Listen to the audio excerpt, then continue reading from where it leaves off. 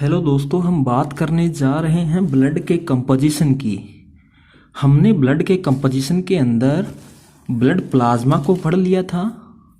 Form element के अंदर हमने आरबीसी को पढ़ लिया था, डब्ल्यूबीसी को पढ़ लिया था। अब हम देखेंगे कि प्लेटलेट्स क्या होते हैं।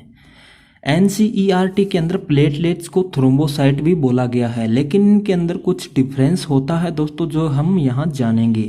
प्लेटलेट्स जो है बोन मेरो की मेगा कैरियोसाइट से उत्पन्न होते हैं। मेगा कैरियोसाइट क्या है? मेगा का अर्थ है बिग यानी कि बड़ा, कैरियो यानी कि न्यूक्लियस, और साइट का अर्थ है सेल यानी कि ऐसी सेल्स जिसके जो न्यूक्लियस हैं बड़े हों, विशाल हों, उससे हमारी प्लेटलेट्स हैं ड्राइव होती हैं। ये देखिए दोस्तों, ये बोन मेरो है और ये मेगा कैरियोसाइट्स हैं। इसके विखंडन से जो है प्लेटलेट्स यहाँ पे बन रही हैं, ओवल शेप या अमीबॉइड शेप की हमें दिख रही हैं। इसके बाद में इसकी संख्या की बात करते हैं। ये संख्या में 1.5 से 3.5 लाख प्रति घन मिलीमीटर रक्त होती हैं।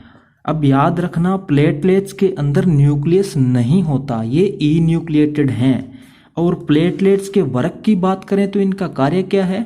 जो प्लेटलेट्स है वो क्लोटिंग फैक्टर नंबर 3 को सिक्रेट करती हैं, जिसे थ्रोम्बोप्लास्टिन कहते हैं। इसको याद रखना दोस्तों, ये जरूरी है। थ्रोम्बोप्लास्टिन, ये प्लेटलेट्स जो है थ्रोम्बोप्लास्टिन को सिक्रेट कर रही हैं, जो रक्त का थक्का बनाने में सहायक हैं। ये क्या करते हैं? प्लेटलेट्स थ्रोम्बोप्लास्टिन को सिक्रेट कर दिया, अब अन्य थ्रोम्बोप्लास्टिन के साथ मिलकर ये एंजाइम बनाती हैं ब्लड क्लॉटिंग के लिए। वो हम यहीं पे अभी पढ़ने वाले हैं। इसके बाद में अगर प्लेटलेट्स की कमी हो जाए, ये ना हो तो क्या होगा? जैसे डेंगू अगर किसी इंसान को हो जाता है तो इसमें प्लेटलेट काउंट कम हो जाता है, जिसकी वजह से रक्त का थक्का नहीं बन पाता, जमाव नहीं हो पाता, जिसके कारण इंटरनल ब्लीडिंग हो सकती है और हेमरेज हो जाता है दोस्तों। इसके बाद में हम थ्रोम्बोसाइट के बारे में देख लेते हैं कि फर्क क्या है। दोनों का वर्क एक ही है, लेकिन थ्रोम्बोसाइट पाई किस में जाती है? जो मेमल्स हैं उसके अंदर तो हमने देखा कि मेमल्स के अंदर प्लेटलेट्स पाई जाती हैं। ये देखो दोस्तों, platelets are found only in mammals. लेकिन मेमल्स को छोड़कर बाकी जो वर्टिब्रेट हैं, जैसे कि फिश, एम्फीबिया, रेप्टाइल्स, एवीज, इन सभी में ब्लड क्लॉटिंग के लिए थ्रोम्बोसाइट पाए जाते हैं। इनमें फर्क क्या है? प्लेटलेट्स हमने देखा कि ये ओवल या अमीबॉइड आकृति की हमें दिखाई दे रही हैं, लेकिन जो थ्रोम्बोसाइट होंगी वो स्पिंडल शेप की पाई जाएंगी और इनके अंदर न्यूक्लियस होगा दोस्तों।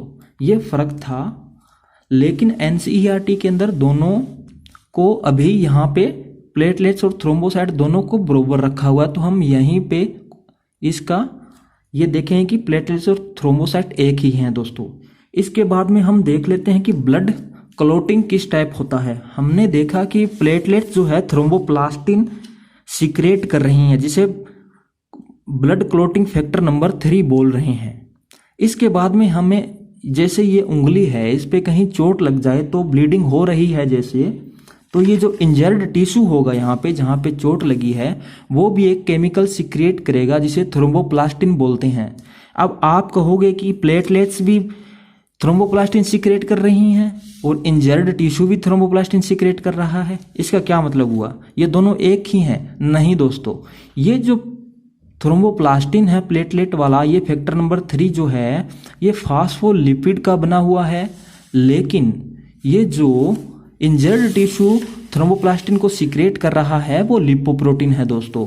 ये दोनों थ्रोम्बोप्लास्टिन ज्वाइंट होके या मिलके कैल्शियम आयन के साथ एक एंजाइम बनाते हैं जिसे प्रोथ्रोम्बिनेज कहते हैं, या अन्य पुस्तकों में से थ्रोम्बोकाइनेज भी बोलते हैं।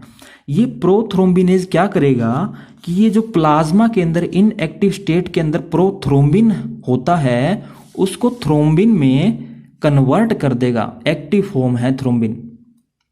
इसके बाद में थ्रोम्बिन क्या करेगा? प्लाज्मा के अंदर एक और इनएक्टिव एंजाइम या ये फाइब्रिनोजन पड़ा हुआ है, उस फाइब्रिनोजन को, ये इनएक्टिव फॉर्म के अंदर है, थ्रोम्बिन जो है फाइब्रिनोजन को फाइब्रिन के अंदर कन्वर्ट कर देगा। और ये जो फाइब्रिन है ये एक्टिव फॉर्म है। फाइब्रिन क्या करेगा आगे? ये पॉलीमराइजेशन करेगा और पॉलीमराइजेशन करके अपने जो रेखीय बहुलक बनाएगा, ऐसे आड़े तिरछे व्यवस्थित हो जाएंगे। इनके अंदर बिल्कुल छोटे छोटे पोर होंगे। इनके अंदर क्या होगा कि जो फॉर्म एलिमेंट्स हैं आरबीसी डब्ल्यूबीसी, ये आकर इसमें फंस जाएंगी और यहाँ पे एक गहरे भूरे रंग की परत बन जाएगी जिसे ब्लड क्लोटिंग कहते हैं दोस्तों। अब हमने ये ध्यान रखना कि ये जो प्रोथ्रोम्बिन है ये लीवर के अंदर इसका सिंथेसिस होता है और विटामिन के इसके लिए आवश्यक है। विटामिन के की कमी से ये लीवर में सिंथेसिस नहीं होगा तो ब्लड क्लोटिंग भी नहीं होगी दोस्तों। इसके बाद में मैंने लिखा है यहाँ पे फैक्टर, तो ये जो हम ये फैक्टर नंबर 3 प्लेटलेट सीक्रेट कर रहा था। अब हम और भी फैक्टर की बात कर लेते हैं दोस्तों। ये जो फाइब्रिनोजन है इसको हमने फैक्टर नंबर 1 नाम दिया है। इसके बाद में यहाँ पे प्रोथ्रोम्बिन को फैक्टर नंबर 2, जो हमने 3rd तो देख ही लिया कि प्लेटलेट जो सीक्रेट करें थ्रोम्बोप्लास्टिन उसको फैक्टर नंबर 3 बोलते हैं, और 4th बोलते हैं कैल्शियम आयन को। जो इंजर्ड टिश्यू थ्रोम्बोप्लास्टिन सीक्रेट कर रहा है उसको फैक्टर नंबर 3 नहीं बोलते दोस्तों, जो प्लेटलेट सीक्रेट कर रहा है उसी को बोलते हैं। अब हम कुछ यही फैक्टर इंपॉर्टेंट है लेकिन 1-2 फैक्टर के बारे में और देख लेते हैं दोस्तों। जो फैक्टर नंबर 8 है उसे एंटी हीमोफिलिक फैक्टर कहते हैं। अगर इस फैक्टर की कमी हो जाए तो हीमोफीलिया ए नामक रोग हो जाता है। अब दूसरा फैक्टर, एक और फैक्टर है इंपॉर्टेंट, ये है फैक्टर नंबर 9। अगर इसकी कमी हो जाए या इसको बोलते हैं एंटी हीमोफिलिक फैक्टर बी, अगर इसकी कमी हो जाए तो हमें हीमोफीलिया बी हो जाता है। और इसका इस फैक्टर जो एंटी हीमोफिलिक फैक्टर बी है इसका एक अदर नाम भी है क्रिसमस फैक्टर। ये बहुत इंपॉर्टेंट है दोस्तों। थैंक यू दोस्तों।